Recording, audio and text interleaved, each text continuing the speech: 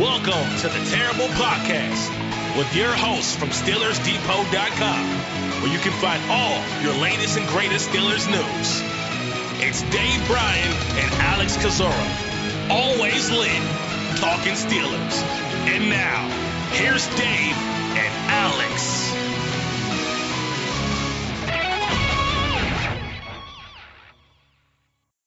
Welcome to the Terrible Podcast, Season 10, Episode 110. He's Dave Bryan, Alex Kozora, SteelersDepot.com. Thanks for being here this Tuesday, Steelers Nation. Dave, how you doing?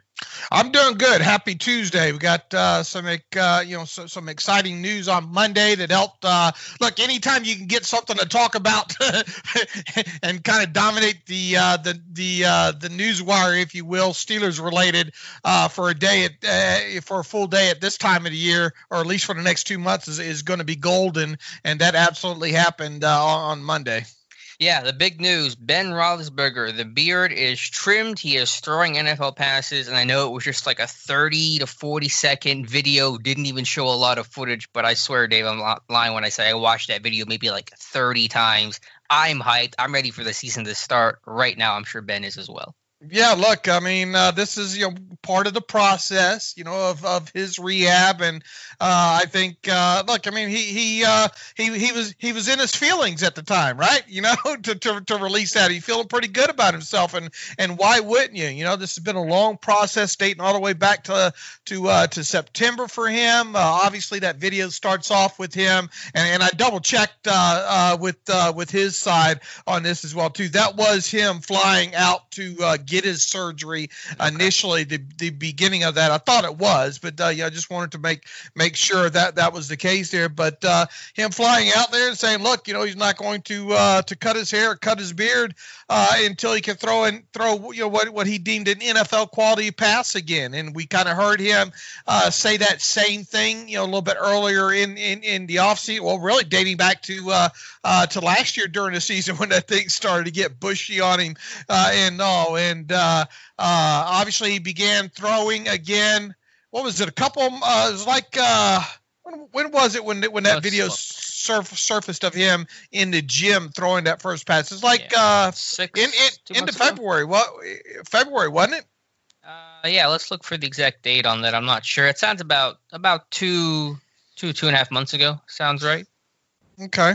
I have to try to find the actual date of that. I'm not sure, but yeah, I mean, his progress is going well. He seems to be right on schedule. And so I'm really happy with where he's at.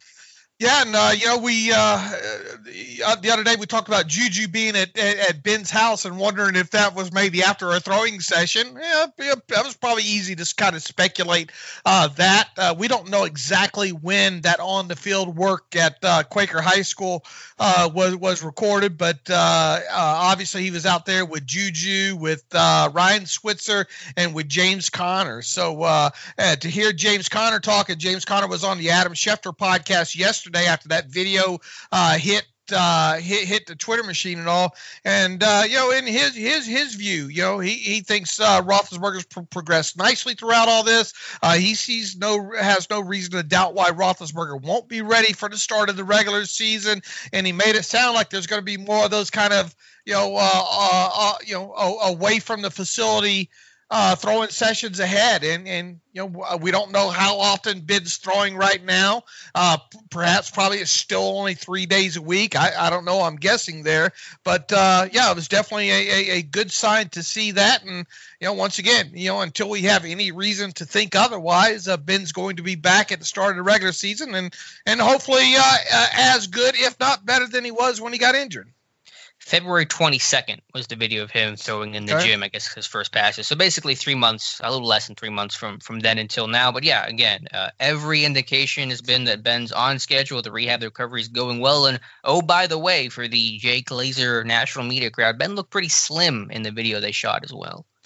That something about that beard, and I know it's easy to do. And look, I mean, Ben, they call him Big Ben for a reason, right? I mean, he's not a small guy, I think all that stuff gets blown up, obviously. And look, I mean, I don't care. Off season's off season anyway. How's he going to look when he shows up for training camp? And the answer to that question is normally he looks like fit and trim and ready to go. So. trying to, who cares what he does in those first few months off, and especially after a surgery when he can't really do much of anything. Right. Well, he said that his offseason approach has changed so much this year, because in past off seasons, he really didn't do a whole lot, but he's worked on his conditioning, he's worked on getting into shape because he's had so much time away. So I hate to use the cliche of say best shape ever, and he probably won't be to that degree. He's not 23 years old anymore, but he's going to be in good shape when he shows up for camp. Well, I mean, just go back and look at some of those videos and photos of him from past training camp, first week or so. He always looks good, in my opinion, and he always is in the best shape ever, so to speak. But I think a lot of people just get caught up in that nonsense during the offseason, and obviously the beard is going to add whatever it's going to add on top of it. So once again, until I have reason to worry, I'm not going to worry. Yeah, I'm just going back and looking through old articles from what some of the offseason fodder was. I'm just looking at headlines here. Bleacher Report thinks Steelers need to release Roethlisberger. Chris Canty believes someone organization are praying that Ben retires. It's just a joke. It's just hilarious to look at some of the national media. And I think you're seeing some backpedaling now because they see some of these clips. They see Ben's on the road to recovery and they're going, okay, maybe we were wrong about this. So it's just funny to look back. And I think the thing people underestimate about Ben is that he's the most competitive guy in that locker room. There's somebody that's going to attack this rehab and come back as good as possible. It's going to be him because that competitive nature is as strong as anybody's. Yeah, here's what the NFL Network put out as an infographic this morning. Just goes to show you how the worm can turn it real quick from Kurt Warner. I expect him to come back and play extremely well. He makes the NFL better. Hold on, I almost fainted there. Steve Smith Sr., Big Ben coming back charges them up. It almost sounds like this is like a movie poster. A natural talent, David Carr. Look, let's just see what happens here. I mean, obviously the guy, the rehab has gone great. We've heard Kevin Colbert talk throughout the offseason saying, maybe he comes back and he's even better before. And even Roethlisberger quoted, several weeks ago, I think, by Ron Cook saying, first time he hadn't had kind of pain in that arm or elbow or whatnot. So, look, I mean, if he's just as good as he was when he went down, that's good too. If he's even better, that's even better. Right. And then you mentioned James Conner being on Adam Schefter's podcast and talked about kind of their growing off of the field as well. He says, quote, I think we've really grown as teammates and friends. All of us, some receivers that's been throwing with us, Juju and Switz, and just being around them is motivating. It's encouraging. And yeah, I'm sure if you're Juju, if you're any teammate right now, either you're working with him directly at high school or you're just seeing this from afar, you have to get motivated. They go, okay, our quarterback is back. We're going to have a great defense. It's a team that went 8-8 and was at 8-5 at one point last year with return of Ben and hopefully a healthy and almost the same or even better Roethlisberger. I mean, it's hard not to get excited about that. Kevin Colbert said it best recently when he said, look, the return of Ben's going to make everybody better, including guys like Juju and Connor. And, no sense crying over the spilt milk of 2019, but it's kind of interesting. Look, the quarterback play wasn't great, obviously, but it makes you kind of wonder what would have happened during that 4 or 5 game stretch that both Connor and Juju were down. And you go back and you look at some of the receivers. And I mean, for God's sakes, we had Tony Brooks James carrying the football for this team. It harkens you back to several years ago when who was that wide receiver they had to have start the playoff game for him? Kobe Hamilton. There you go, Kobe Hamilton. And, at the time you think, okay, they still got a chance. They can, all the hype before the game. Then you go back, you rewind it several years later and said, man, Le'Veon Bell left that playoff game early, and just look at some of the people they had in that lineup there. How thick were the fan glasses going into that contest? Right. Kind of thing. And I think when you take a deep breath and you look back at what happened last year, you didn't have Ben. That's a big component of your offense missing, huge component of your offense missing. And then, you throw in the fact that you had to even play technically kind of a number 4 quarterback, if you will, in Duck because of injuries to Mason Rudolph there. And then you throw on top of it, look, your leading running back was down for 5.5 games, and then Juju was down for what he was down for. You have a rookie wide receiver in Deontay Johnson who progressed nicely, but he was what he was. He was a rookie. You had guys like Deion Kane out there, Tony Brooks James.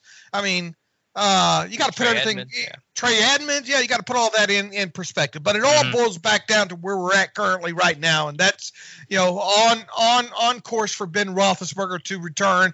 And that defense, most of that defense is going to be back in 2020. So there's reason to be very optimistic 2 months out from the start of training camp, or at least Absolutely. What we hope is going to be 2 months out. Mm-hmm. Absolutely. I mean, if you just look at the blanket statements you could hopefully apply to this team, Ben's healthy, Connor's healthy, Juju's healthy. This defense plays about the same level as it did a year ago. Maybe not quite to that level. Maybe not the same number of turnovers, the absurd number they put up. But if they can get around that mark, then this team should be at least 10 wins, 11, and competing hard for the AFC North title if all those things happen. Yeah, and several things. Obviously, I mean, we all try to predict and put our schedule prediction out there. The closer we get to the start of the regular season, but things inevitably change. Sure. That alter that. But if those things can stay the same, then I think regardless of the other stuff that happens, it's just noise compared to the core, components of this team. Right. Right now, fans should be looking forward to this team at worst being 10-6. I think at worst. Right. And if things stayed exactly the same as they are right now, which they won't, but if they did, and this team finished less than 10-6, it would be very disheartening, I think, But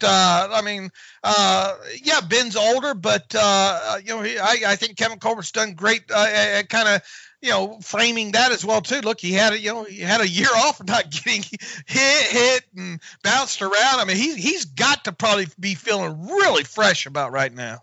Yeah, like you said, in a way, there is a benefit to it because he was able to rest his arm, especially in a year. He just came off throwing the ball 650 times or whatever it was in 2018. So I'm not trying to say it was a good thing he had the injury, but there's always a silver lining to those things. So, yeah, I mean, just even to make it more reductionist, if you just say the defense plays well and Ben is healthy for 15, 16 games, this is a 10-win team. And anything from there, you can start adding 11, 12 and really look at a special season for this team.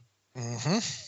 And I just love looking at some of these Connor's comments here. And he's saying, quote, again, talking to Adam Schefter, and quote, and so he's looking healthy, man. He's fired up. He's anxious to play. Can't wait to get out there with him. And I'm going to play my heart out for him and the rest of the teammates, man. You just want to run through a wall when you see that stuff. And it's just really exciting right now. And hopefully we get back to football as soon as possible, stay on schedule, because I want to see number 7 sling the rock.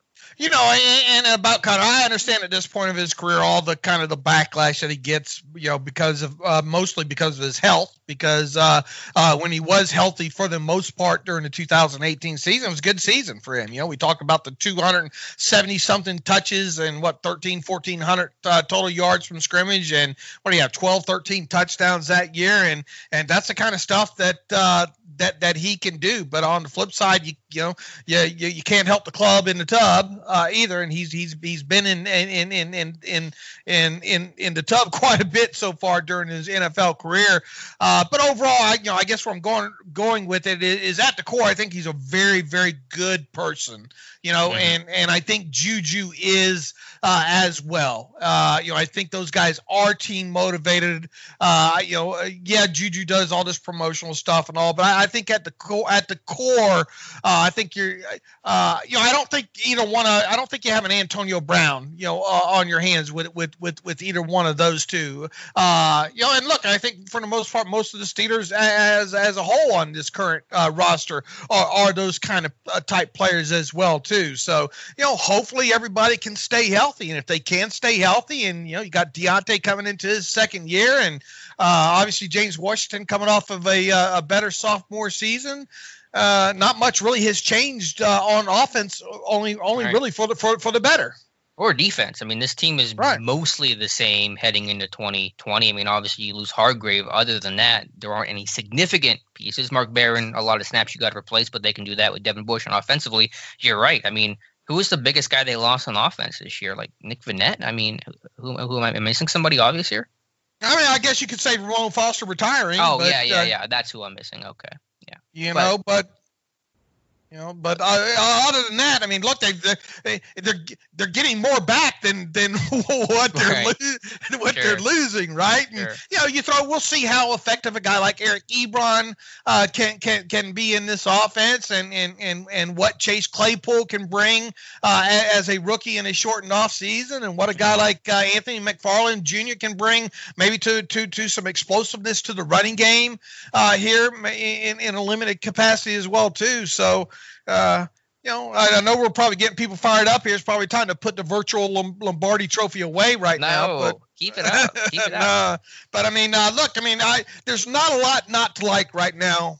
As far as this offseason has gone. Mm-hmm. Yeah, the James Harrison comments, whatever, all like that. But otherwise, there's not a lot not to like right now. Yeah, Debo stuff is all noise right now. I guess I should clarify from a skill position standpoint, they really haven't lost anything aside from Vannett, and I think you're not missing him too much either. So yeah, it's been really positive. Speaking of James Conner, though, you mentioned his season and the talent and all that. He was talked and asked about. Obviously, he's a pending free agent. His contract is up at the end of this season. And he was basically asked, would he be willing to go play somewhere else, and what does he think the future holds for him? And Conner said, quote, "It would be hard to play somewhere else. It would be hard to put another helmet on just because of everything and what the city means to me. The city I played my college ball in, the city I had my life saved in, became healthy, the city I got drafted to, and the city I want to be able to say I brought a championship to." So obviously he's got strong ties to Pittsburgh for all the reasons I'm sure you guys know, being local, playing at Pitt, and then obviously getting drafted by the Steelers. But it's a business, and it is still hard to see a scenario where he's a Steeler in 2021.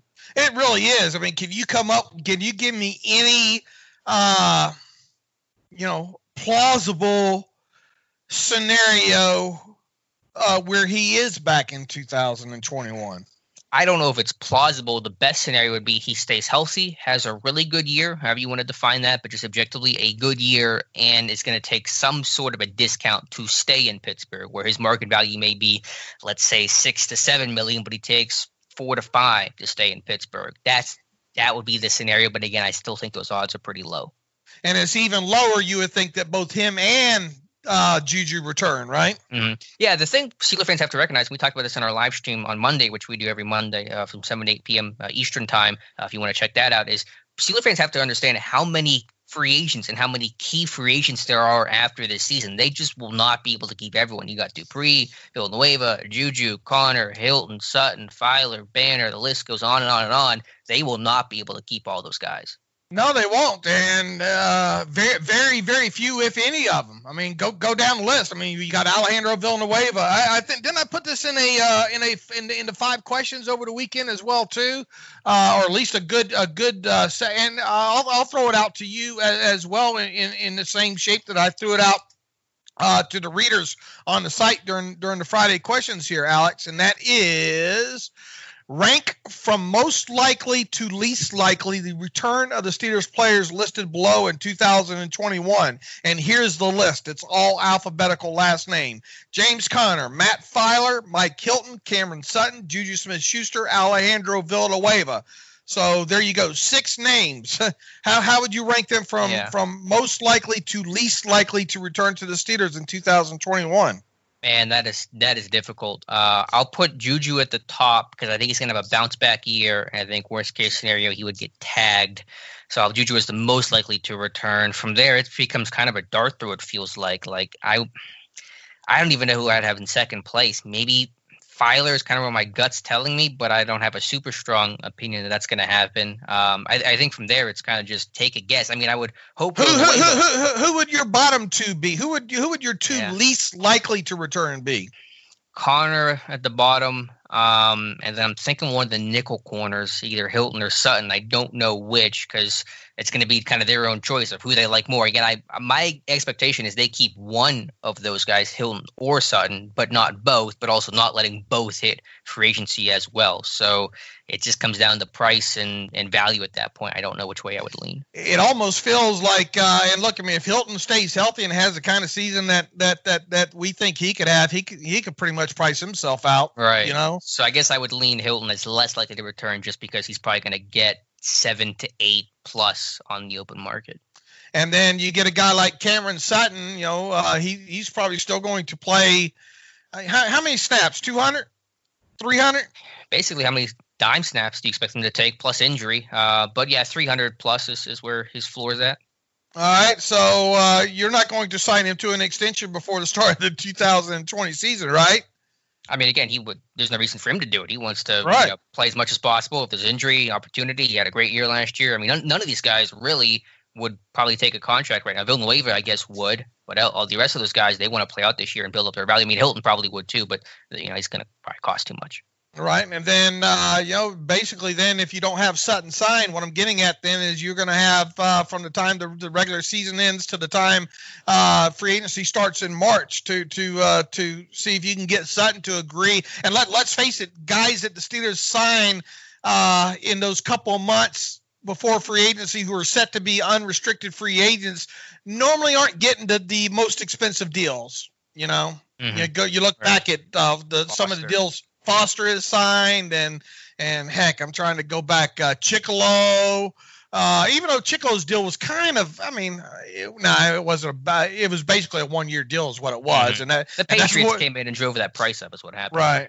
Right. But anyway, that's a reality. I mean, they better, in other words, they better take advantage of this year because, as we just said, about 10 minutes ago in these conversations, is they getting a lot of offense back, a lot of defense back. After the 2020 season, the team's going to look a lot different than, there's going to be a lot more changes during that offseason than there was this past offseason. And not to get, unless you want to talk about it right now, you can't expect the salary cap to go up the way that it has been. Now, there's a report from Mike Florio that it may not decrease the way that some people have kind of fear-mongered about, but you really can't rely on the cap to go up on its normal rate given the circumstances of this year.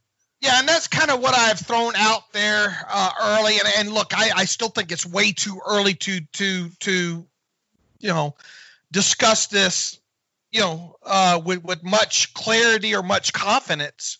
Because we haven't even reached training camp yet, and don't have a full understanding of how the coronavirus is going to impact the preseason completely yet, and moving forward. But I think they're going to work out. I would not be surprised if they work out something where they borrow from future cap years. And I think in so many words, that's what Florio is now saying as well, too. I would expect them to, because look, the NFLP, the last thing both the league and the NFLPA wants is for the salary cap to go backwards, because that's going to mean lost jobs. All right. And that means, the NFLPA fights hard for their veterans as well, too. They don't want to see teams just axe those backup 5-6 year players, to say, that might be on their second contract to save a little bit money. The Vince Williams of the worlds. Those kind of players there.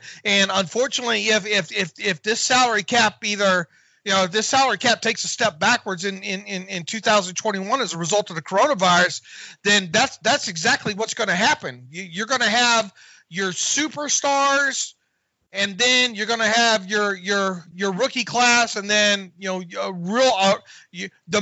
the middle class of it's really going to be wiped out, in my opinion. And I don't think the NFLPA wants that to happen. So I would not be surprised if you see some borrowing from future cap years. And look, I think they'll probably even tell you it's too early to talk about this. Now, once you get into the preseason, you start seeing how this is going to potentially affect what the bottom line revenue is going to be. Then I think that's when the negotiations are all going to start getting hard and heavy. But do I expect it to increase? Like, what are people talking? $230 million, right. Salary cap? I think that's a little bit far-fetched at this point, but I do think that you could potentially maybe see a year in 2021 where maybe the cap stays the same as it was this year. But staying the same, it's better than it going backwards, but it's not. For Pittsburgh, it's going to really squeeze you. And for whatever it's worth, by the way, the Steelers did announce that individual ticket sales will start, May 22nd. So take that with a grain of salt. Everything's subject to change, but Steelers proceeding as normal when it comes to ticket sales. Right. But yeah, more to the point again, a lot of free agents won't be able to resign everybody regardless of what the cap is. It's just Dupree. We didn't even mention Bud Dupree. I don't think about, what he's potentially going to command, and this team's been adamant they want to re-sign him. Of course, that's going to cost a lot of money if they want to. So James Conner, as much as he would love to stay in Pittsburgh and as good of a story as that would be, it's hard to see it happen even if he has an ideal type season. Right. I mean, you would have to almost really the only way. You almost have to root for him to have a down season, for if you want him to stay past 2020. And look, I mean, the NFL not for long, right? I mean, these guys got to hit when the iron's hot, and especially at the running back position. If this guy comes back and, like we said on the podcast the other day, if he has 200 or more touches, if he has 200 or more touches during this 2020 season, I think that's a good sign. You agree? Well, it means you stayed healthy enough for 200-plus touches, which is a good foundation to work with. And you're not going to give a guy 200 touches that's only gaining 3 yards a touch, I would hope. Yeah, again, there's no doubt, to my mind, and really shouldn't be in any fan's mind, how talented this guy is when he's on the field. Health is obviously the big caveat we always attach to him, but he's the most talented running back in that room, and it's not even close. So if he's in that 200 to 275 touch range, which I know is quite a range, but technically, I guess if you boil that down to what is 75 divided by 16? What's that? 4 extra touches a game, something like that. Five touches a game. 4.5 roughly. Okay, so I mean that's the difference between a good touch season for Conner at 200 and an exceptional 2018 touch season for Conner, which is around the 274, 275 mark around there. You're talking about a difference of 5 touches a game there. Obviously, he would have to stay healthy, and if he does, and he's putting up the 5 to 6 to 7 yards per touch average on top of that, then you're going to be looking at a guy that's going to be a strong candidate to make some money during free agency, and probably not from the Steelers.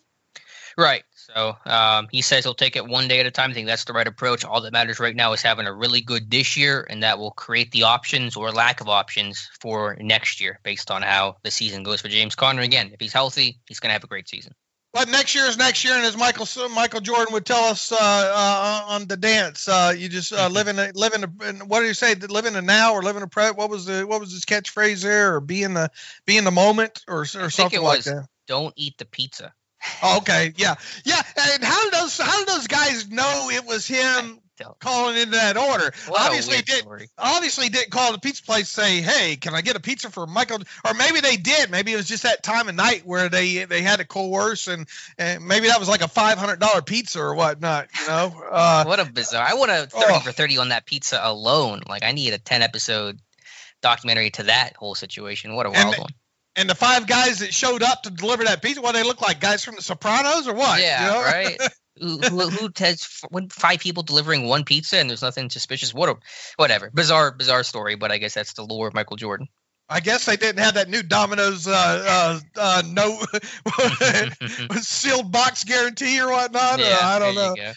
But what'd you think about that? What did you watch the entire the entire 10-part segment on that?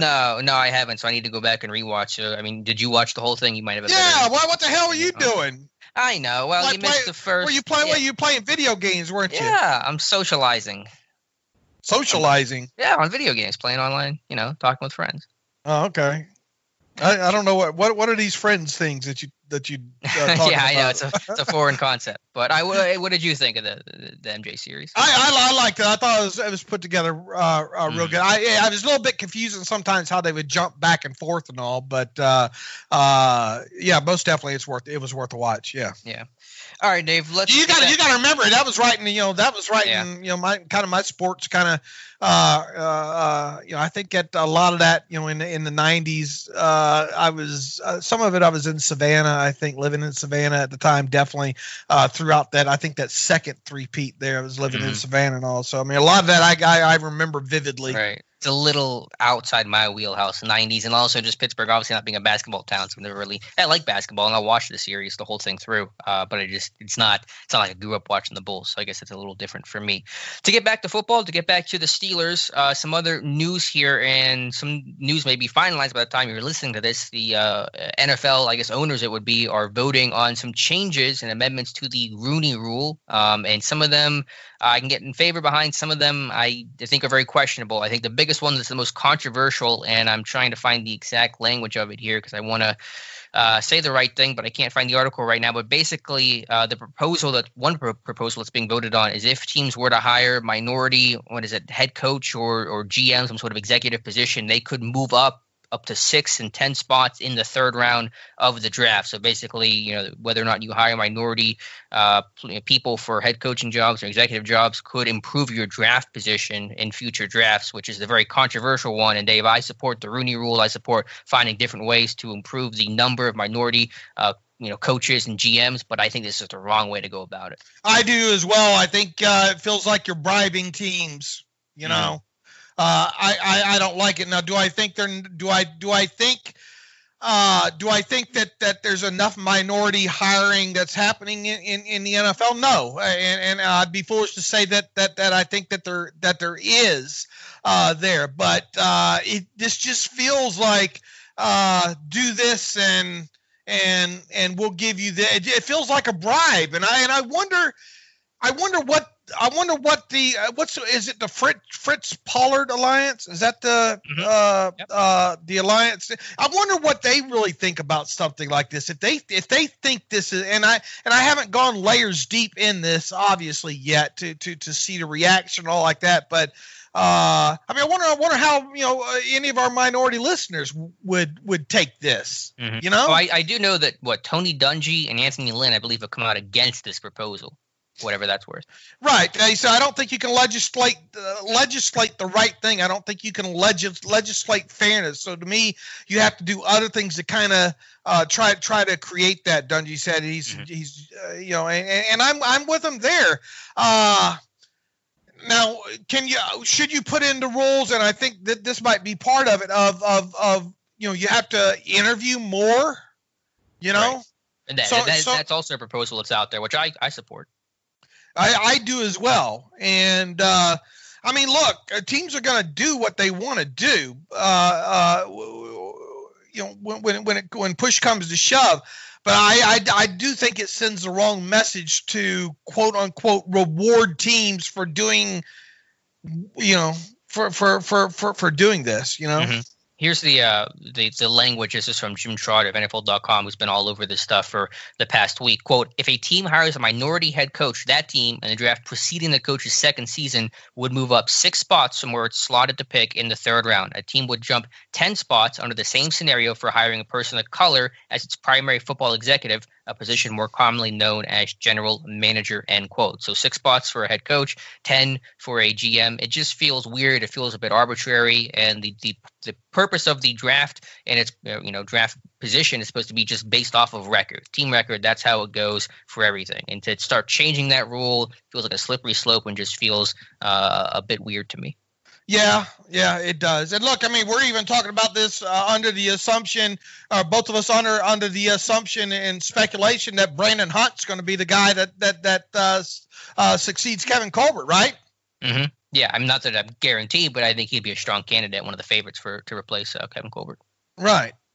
So, it sounds like this thing has traction. I saw some reports this morning. I just kind of was skimming some headlines that there's a chance this will pass. And again, there are proposals to, I think, make mandatory to interview 2 minority candidates for head coaching jobs instead of just 1, to make the Rooney Rule effective for also coordinator positions as well, which should be new, which I support. But I think changing the draft order and this incentive is just, to me, it's just bizarre. Right. Well, so, is there? I'd be interested to hear if listeners have any better options out there. Look, and once again, we haven't taken the time to really dive way too deep into this. It's obviously it's going to be a news leading kind of headline for the next couple of days, I would assume there. But yeah, I mean, it feels manufactured there, and I don't like it. Now, do I think they should be forced to? I mean, let's face it. Some of these guys. I mean, Marvin Lewis. How recently was Marvin Lewis interviewed by, who was it? Dallas? I forget. I mean, the concern with the Rooney Rule is just that some of these minority interviews are just token. They're token. Yeah, there's just there's no chance to get the job. They're just being done to what's the word? Just satisfy the Rooney Rule, and that's it. And I get that, and I understand tweaking the rule. I'm in favor of that. I think this is just the wrong way to go about it. Right, I agree as well. But I mean, anyway, that's what's going to be talked about league wide or nationally here, probably for the next few days at least. Right, and I think the voting it's today, right? Isn't that? Am I reading that right? I didn't see. I didn't look. I'll have to go back and listen, but it's possible by the time you're listening, we know the results to those proposals and if those rules get passed or not. We'll keep you updated though. All right, Dave, I want to talk about, you had a study yesterday on run defense to go back to the Steelers' current roster, and obviously we mentioned that the roster is relatively unchanged. One big loss they had was losing Javon Hargrave to the Philadelphia Eagles on a 3-year monster deal to go out east and play for Philly, and you looked at the run success rates of McCullers to Hargrave, looked at the fall-off, the drop-off, and just kind of give me your insight on that study. Well, this goes back to what kind of you started to hit on, what was it, 2 weeks ago, or talking about what initiated this? You were talking about Hargrave. What were you talking about? Weren't you talking about run success rates or play success rates? Yeah, I was just bored one day just going through my charting. I looked at just yards per carry allowed with both guys on the field, comparing and contrasting. And I did look at success rates, and I think you've taken a different layer and have some probably better numbers than I had at the time. All right, well, here, let me sit and make sure I set this up properly here. What we're talking about here is we're talking about, based on our charting from last season, 3-man defensive fronts. Okay, so in other words, 3 defensive linemen, regardless of whether it's a true base behind it or whether it's an over front, under front, or whether it's nickel or dime personnel behind it. Which there's not a lot of that, but there is some of that in there. But the whole preface was looking at more specifically kind of who was in the middle of those 3 down linemen against runs last season. And in total, there were 185 total running plays against the Steelers defense. Running plays, okay. Now people are going to look at it, I mean, and think that's total plays, but it's just running plays against the Steelers defense in 2019 with 3 linemen on the field. Opposing offense averaged just 2.98 yards per carry and had just a 42.7% success rate on those 185 plays. Both those stats, by the way, I mean, obviously 2.98 yards per carry on the surface feels good, right? Mm-hmm. Yep. Unless 185 of those runs were needing 1 yard for a first down, and, sure. But that's why I like to kind of back up these numbers, Alex. You see people throw around the yards per carry stat. That yards per carry stat, in my opinion, in today's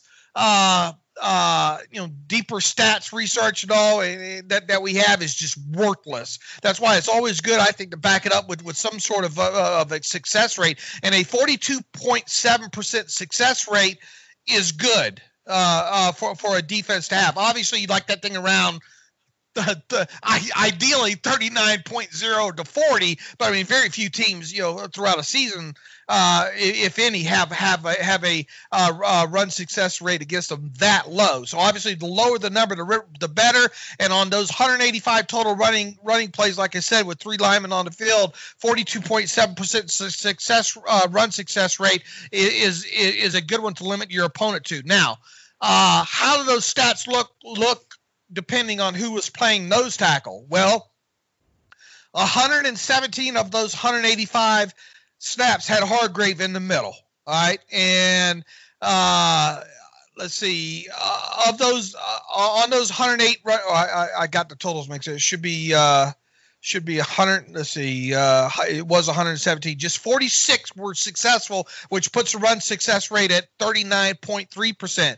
The opposition also averaged just 2.51 yards per carry, so an even lower number than that 2.98 overall number. So basically boiling it down, the Steelers' run defense, when Javon Hargrave was on the field in the middle of that defensive line in the three-man front, was pretty spectacular. Would you agree? So what is the Steelers' defensive success rate there? You said the offensive success rate was what, 30? 39.3. Well, subtract that from 100 would be what, 60.7? Yeah. Or all right, so just roughly 60-ish %. Okay, okay. Yeah, that's a good number, a great number.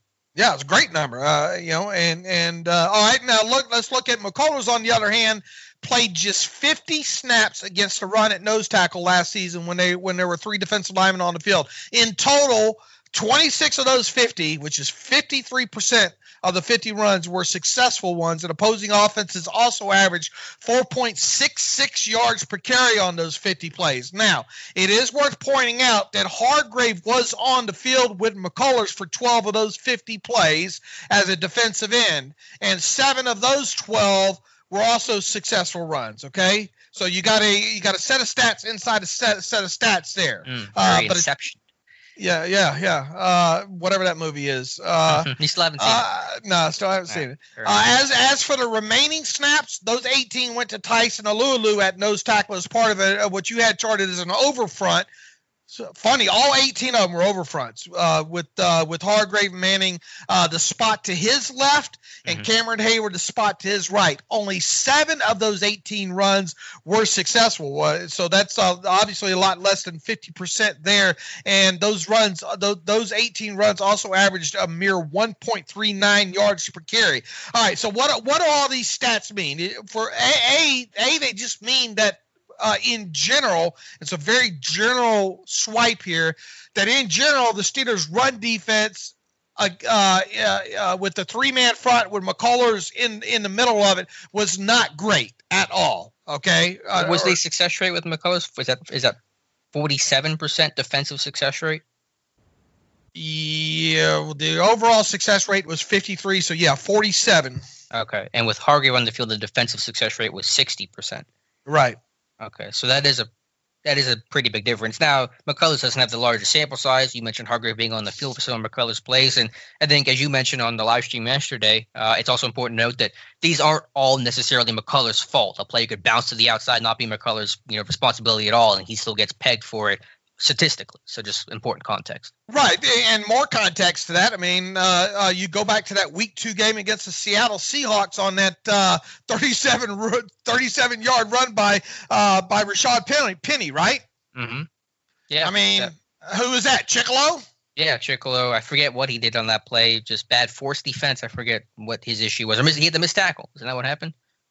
He just let that thing bounce outside of him, right? Then Sean Davis had the bad angle coming down, and it was just all off to the races. Mm-hmm. Yeah, but either way, that's a play that's put against McCullers as successful against him, but obviously not his responsibility. So the numbers, of course, are numbers. I'm not going to tell you the whole thing. That's why you want to combine tape and numbers, but they do show a difference. I did the numbers for just all run defense, regardless of package, and just look at those numbers briefly here. Hargrave run D, this is minus goal line, by the way. I did exclude goal line from both these guys.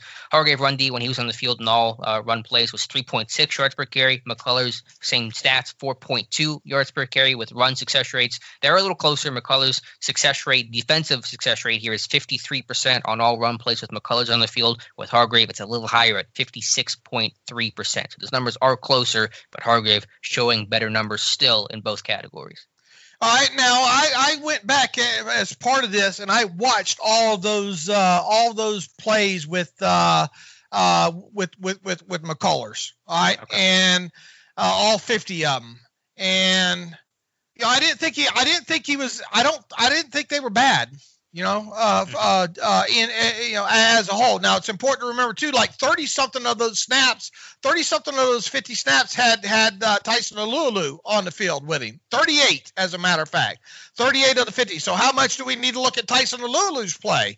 on those 50 plays. I know the easy thing here is to look at these stats and point the finger at McCullers, but in no way, shape, or form did I come away from. And look, I quickly went through these 50 plays for the sheer fact I want to make sure they were right. That I had the right guy on the field there. But I didn't come away with the feeling that McCullers was incredibly bad, and that was the reason why the run success rate wasn't where it should have been on those 50 plays when McCullers on the field. Does that make sense? It does. Again, you're combining the tape with the numbers. We're not going to look at just tape. We're not going to look at just numbers. We're going to use both as a resource, and I think that gives you the best evaluation possible. Right. So I think what we need to discuss here is McCullers more in depth moving forward. Throughout the offseason here is where was he so bad that we have to be worried about? Is it so much about the run, or is it about him and his ability to play against the pass and what he does and does not provide as a pass rusher, and what he does and does not provide in nickel situations when there's two guys up front against the run, which is few, but.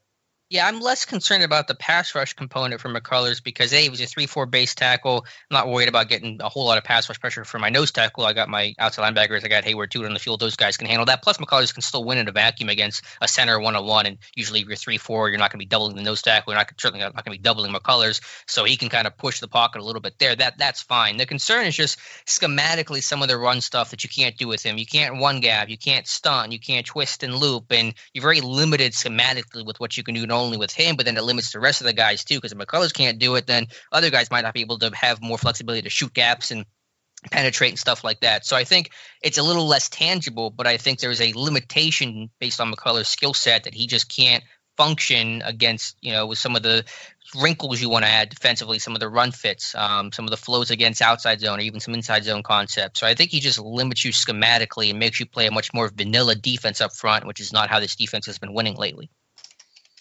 Right. That's my biggest concern, to be honest with you. It's not that he can't, two gap and plug up some space in the middle. He can, even as a pass rusher. I'm not too worried about that. I think he limits you very much so schematically with some of because you can't one gap Hayward, or Tuitt with McCullers on the field, because McCullers has to loop over to take Hayward's old gap, and he can't do that. And so now you have all these guys playing more traditional old school two gapping style. It's going to make them less effective. So there's this big schematic issue I think this team has to solve with him on the field. And that's more from his athletic perspective, really, right? Correct, right. He does not have the athleticism to be able to move quickly and loop over and slant gaps and flow against zone schemes. We know that. I've proven that before. I can go back and find old videos from like 2 years ago where they tried to do it and it's just not as successful. So that's my biggest concern with McCullers is just his limitations and how that's going to, by proxy, limit the rest of the front. That's going to really hinder those guys. And I think that kind of plays into kind of what the recent downplaying of the nose tackle position by Mike Tomlin and Kevin Colbert, and really more so Mike Tomlin in the aspect saying, look, he worded it wrong, but in so many words he says we need defensive ends that can also play nose tackle in so many words, because today's nose tackle, because of the percentage and because of kind of this isn't Casey Hampton world anymore, where you just take up two gaps and you let the linebackers make the plays. You have to have a nose tackle that's good enough to kind of two gap occasionally if you need them, one gap against the run if you need them, and the ability to play in nickel and get after the passer as well too. Now, that's asking for a lot, yeah. But to just throw a guy out there in limited athleticism, who's more of an older style nose tackle, such as Daniel McCullers, then yeah, you are kind of limited what you can do scheme wise. And I think that's the overarching. I don't think Mike Tomlin has put it out there good enough, but I think that's kind of the overarching thought process when it comes to that. Yeah, you agree? I don't disagree with that assessment. And then again, McCullers, I mean, it's not only that he's just limited just as a big guy, but he's just really limited just even more so. Like, he's the least athletic guy on the field probably every snap he takes. That's not a knock against him. I mean, just he's 6'6", 350 or whatever he weighs right now. He's just a big guy who's going to lumber along. So I understand that. I'm not mad at him for it, but I recognize it's going to present a lot of challenges for what you want to do as a front. Is it fair to say, though, that last year, 2019 specifically, when McCullers was on the field and the run defense was sucking, that it wasn't all on him or mostly on him? No, I wouldn't put all of that on him. The results were worse. That's subjective. That's what the data says. It's not all his fault, though. Obviously, though, he is a much worse player than what Hargrave was. It is a big downgrade. There's no denying that, I don't think. Oh, yeah, across the board, without a doubt. Right, yeah. Right. So we're not going to pin every single run failure on him, but we know that it's going to be a big drop-off just overall talent and then schematically as well, and what you can do with him. That's going to be a new challenge for this defense. I thought it was interesting, though, that especially in the tight front use, that really the front had good success with Alulu in the middle of it. Yeah, their over front gets used against a lot of multiple tight end sets. A lot of those times, the purpose of that over front is to get like Hayward on a tight end or get a defensive end on a tight end, and play maybe Hargrave in a 3-tech role. He doesn't have to play as often in a base defense. So some of that may be attributed to just getting the right matchup elsewhere, as opposed to Alulu doing his job in the middle. Though I'm sure he was serviceable there. So they use that sparingly. It's a lot against a 2 tight end set. I'm sure against San Francisco last year they probably used that a bunch because that's kind of the type of team that they want to use that over shift against. I still shudder, though, to think that Alulu would be the guy that they're relying on to play 180 run snaps in the middle. Well, I think he might be their best option right now, because I think I would like Alulu to do more of that than McCullers, to be honest with you. And it sounds like Wormley's not going to be in the mix, and he's a little bit tall for that as well. And so Alulu, I'm not crazy about the idea, but I think it's going to be Alulu and McCullers work in the middle this year, unless they bring somebody else in. Yeah, we'll see. Yeah, that's my thought of it. But good stats. And just the last thing, I do want to be fair to Big Dan. He has played much better the last 2 years. I've praised him in training camps. You can go back and look at my training camp recap. I think I gave him like an A or even an A+ the last 2 years in his training camp wrap-ups. He's been much better. Carl Dunbar's been the best thing for him. He just didn't work well with John Mitchell. They're two very different personalities.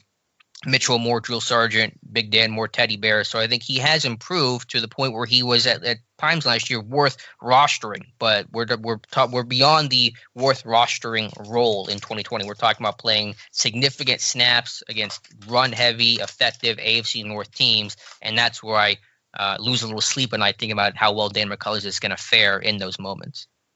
Fair enough. All right, Dave, good discussion there.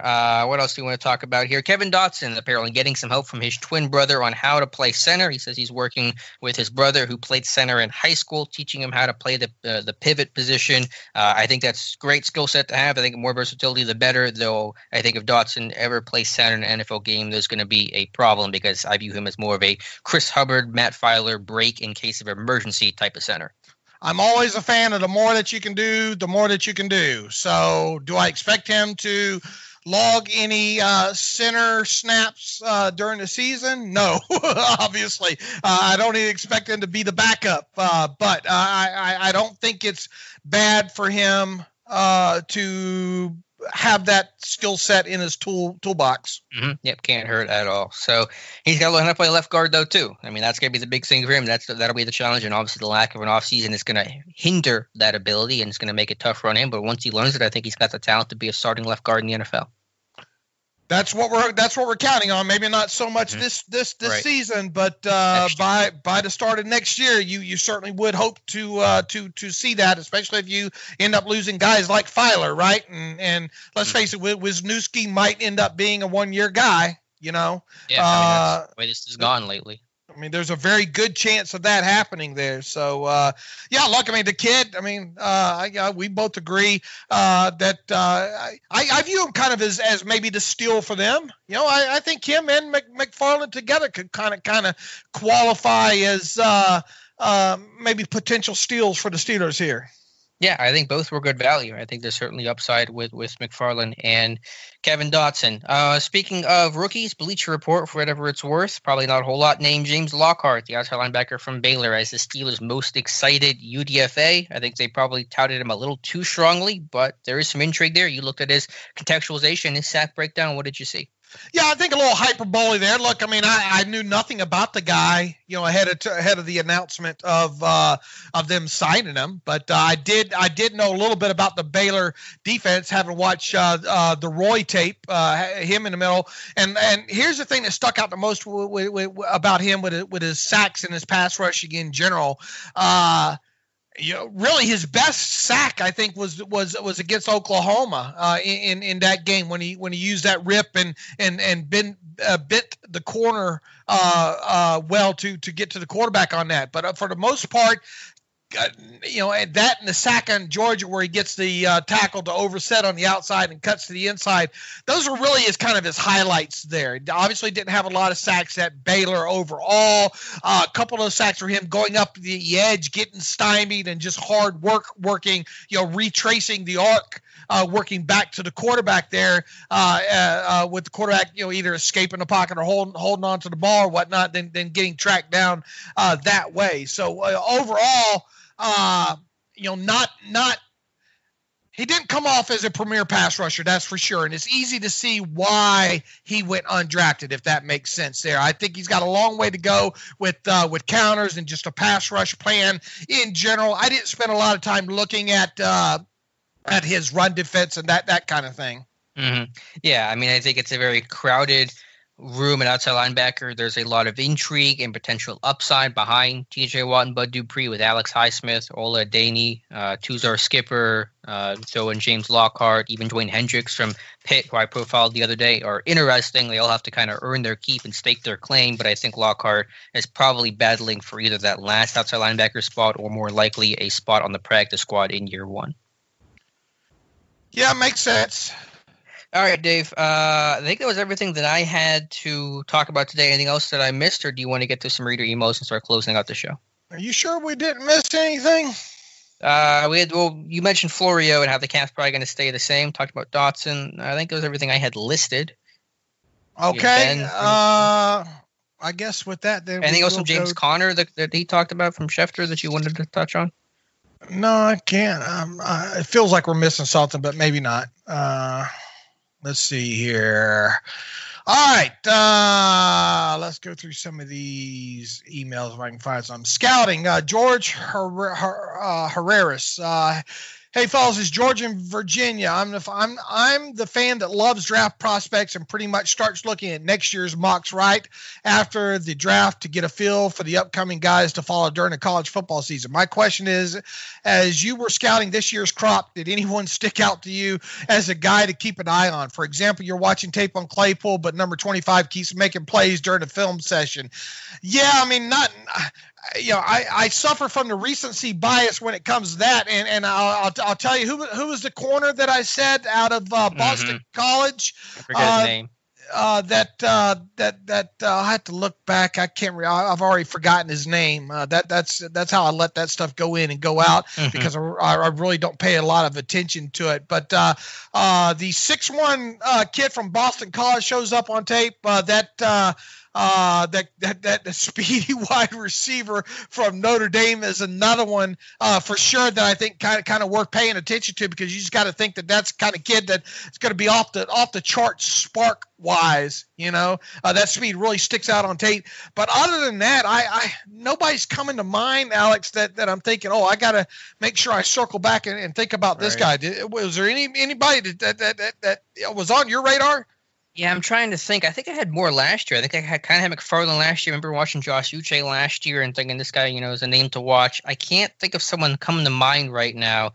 It's a good question because I have had that happen before. We've talked about that. And I think even the Steelers talked about how they were watching Duran Gray last year and McFarland kept popping to them on tape. And I can relate to that. But no one coming to mind this year. I'd have to go back through my old tweets and notes, though, because I could be forgetting somebody. Yeah, and look, we won't hardly talk about any of these guys until come draft season, right. Next year, just the way we're, unfortunately, because of the way the Steelers calendar and obviously being dedicated to the Steelers and all, mostly, that stuff. Obviously we both watch college football throughout the season, and I'll make little notes here and there, but nothing substantial whatsoever. All right, go ahead, Alex. You were going to add something? No, I was just going to say it's a good question though, and if I wish I had a better answer, maybe I'll think if I think of someone for next episode, I will revisit this, but just no one's coming to mind right now. Jay Smith writes in, I know it's really early, but I was wondering if there were any realistic way the Steelers could re-sign Cam, Bud, TJ, and Juju. If so, what do you think these contracts would look like, Dave? I would love for them to keep the nucleus together. I fully expect them to re-sign Cam. And, as far as a potential contract, I mean, it's going to be up there. It's going to be money that's going to probably put Cam in the top, I don't know, 5 defensive tackles or so, Alex? Top 10 defensive linemen overall? Yeah, I haven't even thought about what the contract would look like because I just know it's going to get done, and I'm not worried about will it or won't it. But, yeah, it should be – that sounds about right. And because I mean, it's going to get, I will be shocked if Cam doesn't get a deal done between now and the start of the regular season. I'll put you that way.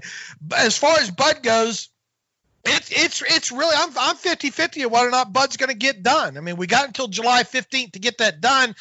We on the live stream last night, we talked a little bit more about that, and you pulled up on screen the contract prediction that I had with him, and the average yearly value is I think I set for that was like 16. I don't know what was it, 16.8.5 million right along. Fair, really fair for both sides. I think I have Bud Dupree earning a total of like $26 million in 2020.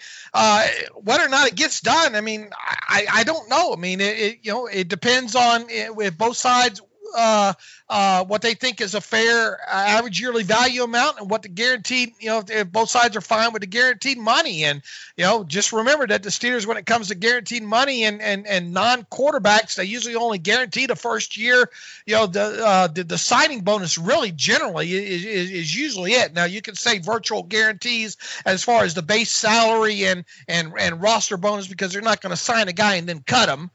So that's where the $26 million comes in. There's $20 million signing bonus and $6 million in other first-year money when it comes to that. But, outside of that,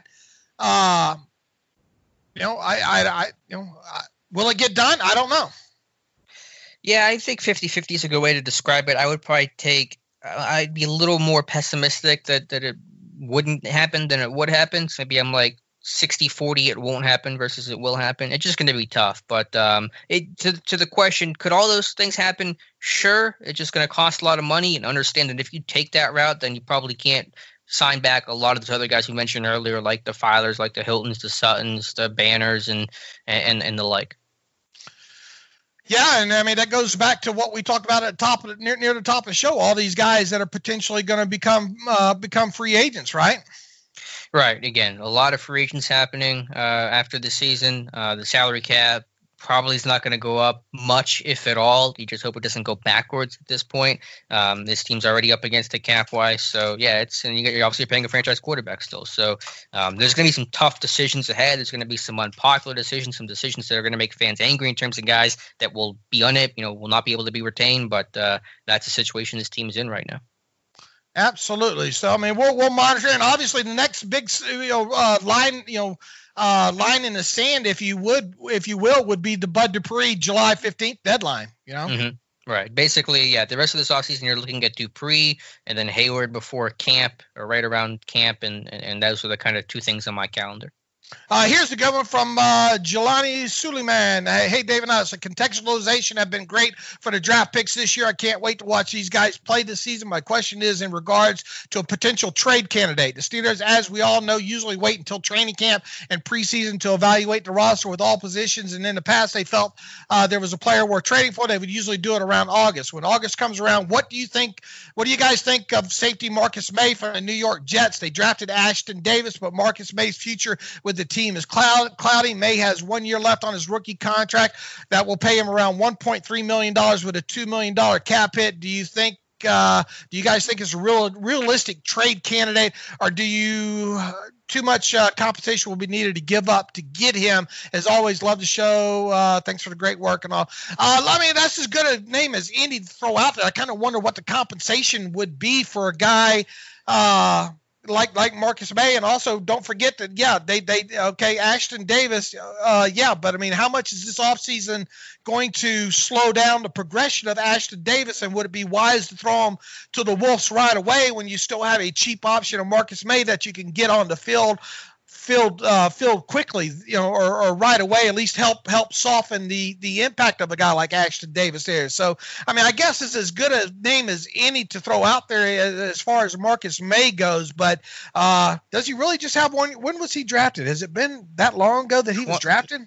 2017. Wow, where did the time go, man? Right. That is a really good name. And again, I haven't explored a list. I usually wait till the summer to start, just because who knows, other injury could pop up, could really change the landscape of things, maybe safety surprises. Who knows? But it's also worth noting, because that name sounded familiar, that the Steelers reportedly had a pro day dinner meeting with him at Florida, and they like their pedigree guys, like Florida guys. So that's a name that does make a lot of sense. It does, and look, there's not a lot of names, period, right, to have on the safety want list right now, and that's one of the things that we talked about on the podcast, right, or on the live stream Monday night, right? Yeah, right. In terms of the free agent market, there's nothing out there. I think you'd have to do it through a trade, very much like they did, J.J. Wilcox a couple of years ago, hopefully with a little better results. But May would probably going to be a name that will show up on my list whenever the time comes. I think there's a good chance of that. All right, from Tony Verdream writes in, hey guys, I have to admit I was hoping the Steelers would draft a quarterback late in this past draft for no other reason than I never want to see Devlin Hodges throw another NFL pass fourth quarter of a preseason game or otherwise. Let's hope Ben stays healthy, but there has to be a backup plan, obviously. And looking at Mason, he actually was dead last in the NFL in 2019 in adjusted net yards per passing attempt. He was second from the bottom in yards per attempt. At 6.2. I finally got around to reading Alex's post on Mason, and he points to a few things like his lack of aggressive throws downfield and poor decision making. This obviously ain't going to cut it going forward. Do you guys think those stats were due primarily to the team trying to protect him and not lose the game, or is he just that bad of an NFL quarterback? In your opinion, is this correctable? Look, here's the thing, Tony, and I still think we have somewhat of an incomplete on Mason Rudolph. Now, was there a lot to get excited about last year? No. And in fact, I think if you go back to even preseason and some of his early appearances during the regular season, I was talking and charting and statting specifically, how is he doing pushing the football down the field? That's one of the things that you have to do in the NFL levels, push the football down the field. And throughout the season, he just didn't do that regularly enough. Now, obviously, the decision making, you go back to what, the safety? Who was the safety against that he didn't get that ball out to Deontay Johnson? I can't remember. Was it an AFC North team? Was it Cleveland? Was it the Cincinnati game? Might have been the Bengals game. Can't quite remember right now, though. All right, those are kind of things you just got to trust yourself. You that ball's got to get out of there in that situation there. And then you fast forward to the old the one that we're going to show.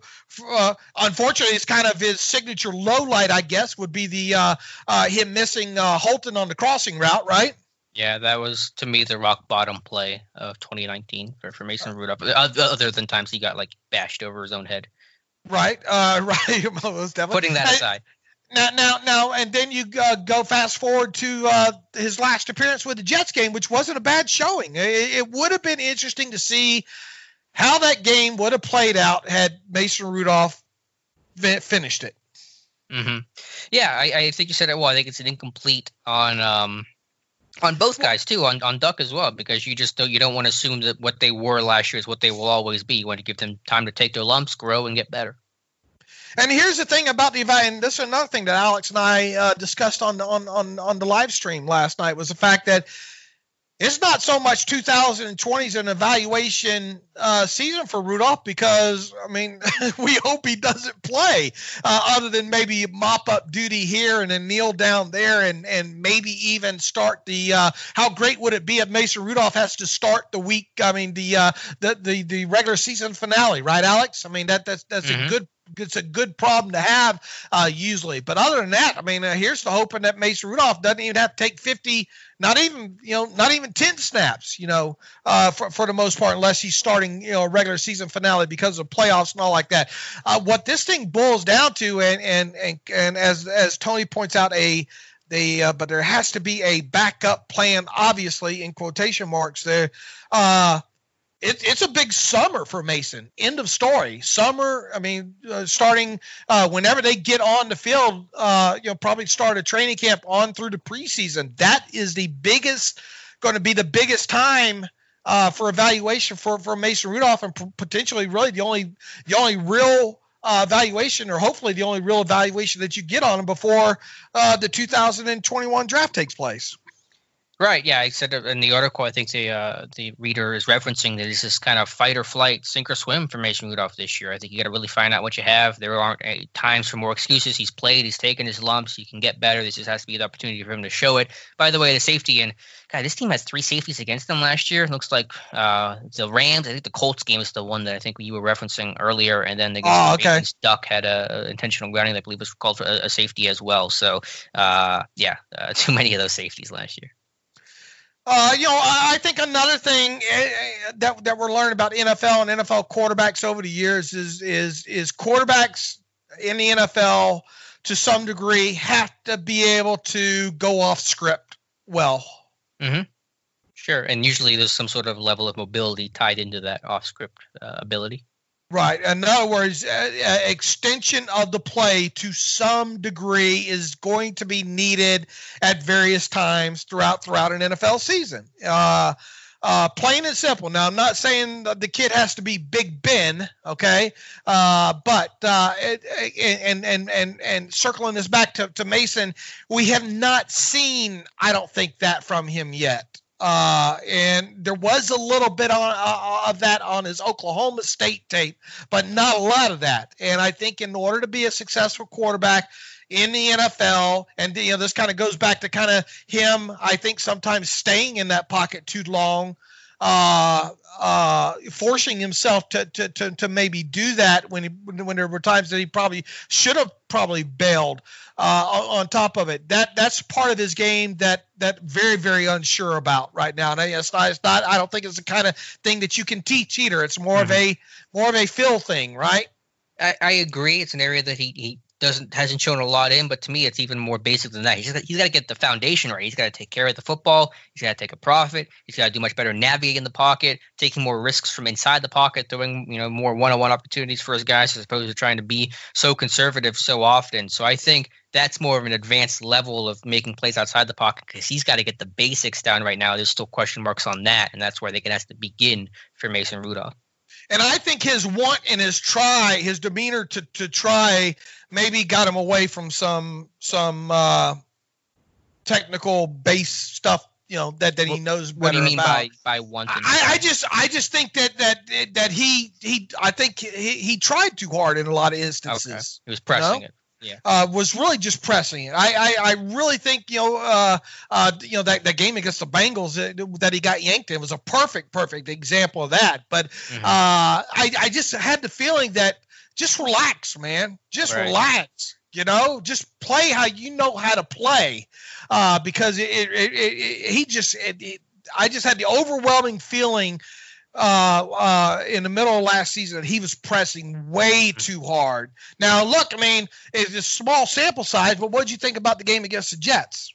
Yeah, it was better, but I also don't want to get so – and I'm not saying that you're doing this, but I've seen some people say this. They get so focused on that Jets game that it ignores what's happened the prior, 14 weeks that he had played in. So it's just – that was one positive step. I wish he would have finished that game, but it doesn't really change my – opinion of his season as a whole and the question marks I have with him. And that's why I said this summer is huge for him. Yeah. Again, hopefully he doesn't have to play in the regular season. He's playing in mop-up duty and not because Ben got hurt or whatever, but training camp, preseason, this guy's got to look like a completely different quarterback. I think it's possible, but you got to see it. Hopefully they give him a lot of time during the preseason too. Yeah, I imagine they will because they need to see everything they see to know where he's at. So, because if he doesn't look like really a much better quarterback this year than last year, then you're having a serious conversation in the 2021 draft about drafting the next heir to Ben. True or false? In 2021, the Steelers will draft a quarterback in the first or second round. I mean, the easy answer is false. And they drafted. Why is it? Why is the easy answer false? Well, just what are the odds of them? I mean, it's a limited answer. I mean, 2 picks, first and second round. They haven't done that since 2004 with Ben taking a quarterback that high. So it's easy to say for any one position, where they draft in the first or second round. I mean, the answer is it's more likely to be no than it is to be yes. I don't know. I mean, I'll lean no right now. But if Mason doesn't look any better, then my answer may change. All right. Brett Wright saying, I had a quick question about undrafted free agent class specifically. I was really surprised that they did not at least add one undrafted free agent tight end. It seems to me this would have been a natural fit from the team. From the team side, they still have a need as they really haven't added to the position on a long-term basis, just traded Vanette for Ebron. I tend to think that it's highly unlikely that both Vance and Ebron will be on the 2021 roster because of cap cuts. You would think a tight end undrafted free agent would have been a priority. From the player perspective, I don't think there would be an easier place to potentially make the 53-man roster or practice squad. All you need is one injury or to beat out a fifth rounder who has not proved anything yet. Am I overthinking this? Yeah, basically. Why do you think they didn't add at least one undrafted free agent to develop, if nothing else? Maybe they did, and they didn't get the guys that they liked. Right. Yeah. You never know who they're going after. Obviously, the class wasn't the best, and all those guys get drafted. And there probably wasn't a whole lot of talent out there. Point taken on that. I'm all for adding tight ends to this group to try to find some longer term solutions. I agree. I don't love the odds of both Ebron and McDonald being on the roster this time next year, but I don't want to kid myself and say an undrafted free agent tight end would have really moved the needle a whole lot. He probably would not have. Yeah, and especially in with this year with the offseason being wiped out and all, right? I mean, I guess his point is he wants someone to develop and stash for a year, and maybe that guy would have been that, but he may have also fallen out quickly as he came. Yeah, he wanted more of a body, I guess, to kind of go in there, right? Yeah, he just wanted somebody to compete for that spot. But I said, there's a number 3 spot that could be open right now. Gentry's spot is not locked in by any means right now, so I understand the point. And again, listen, you're talking to the guy that was harping on this team leading the draft at tight end high because of how much they've neglected the position in the draft for so long now. So I understand the core principle to that. But, I mean, again, the tight end class was not great. We don't know if they went after guys. I mean, it's a free-for-all given the way the Steelers structure, undrafted contracts. They don't offer base salary guarantee. That's going to put them at a disadvantage. So who knows what happened? We don't have the answer to that, and I'm not going to lose a whole lot of sleep over it, to be honest with you. Right, for sure. All right, anything else to kind of end with here? Nope, I think that's everything. We will be back on Friday to talk about whatever else. We'll find something to talk about, though. We always find a way. Also, I do have a new video series, Biggest Bust in Steelers History, doing a little documentary on Limas Sweed and revisiting his career and how there were positive plays and just kind of how that whole thing happened. It was kind of fun to go back and look at it because there were a lot of plays in there that I forgot and some I tried to forget and forced myself to remember. Boy, that drop in the end zone against more than one. Which one is the problem? Yeah, it's like the one against the Bengals, and the one obviously in the playoff game against the Ravens. Mm-hmm. Lord have mercy. I mean, that guy was a train wreck almost right from the get go. He had a good preseason though. Like he made good plays in that rookie year, that preseason. I found some snags he had that were legitimately impressive plays, and then even that regular season. It was quiet, but it was fine. And then that playoff game, San Diego, and then Baltimore back to back. It's just it just ended things right there. Right, for sure. And he just never. I thought mostly it was mental with him throughout the whole thing. Yeah. Now I think he's talked about some off the field stuff. He ended up suing the NCAA last year for concussions and negligence and handling. And I could not find the outcome of that lawsuit. I tried to research it a little bit. I don't know if it's still in the courts in litigation or if that was wrapped up or what. But interesting story. Again, not to poke fun at players. I just wanted to go back and revisit what happened because it's easy to forget those guys because it happened a while ago and they come and go fairly quickly. But it was interesting to kind of take that look back at Limas Sweed and see the talent that he had and just the hands just weren't there to support it. He seemed like a real nice guy. I think I even talked to him years ago. I found that. You guys had an interview with him on the podcast. On the podcast and all like that and all. And, the guy could get open down the field. That wasn't the issue. Right. Even those drops he had, like the dude could get open. He just could not finish the play, sad to say. All right, let's see. Until, what is today? Today's Tuesday, so until Friday, you can follow me on Twitter at Steelers Depot. You can follow Alex on Twitter at Alex_Kozora. Follow the show at Terrible Podcast. Email the show, theterriblepodcast@gmail.com. If you like what we do and you want to donate to the cause, go to SteelersDepot.com, hit the donate button up right, navigational bar. Also, if you want an ad-free version of SteelersDepot.com, you can get one of those by going to SteelersDepot.com, hit the ad-free ad-free button up right, navigational bar. For $25 for one calendar year, you can have an ad-free version of SteelersDepot.com as well. And until Friday, as always, thanks for listening to the Terrible Podcast with Dave and Alex.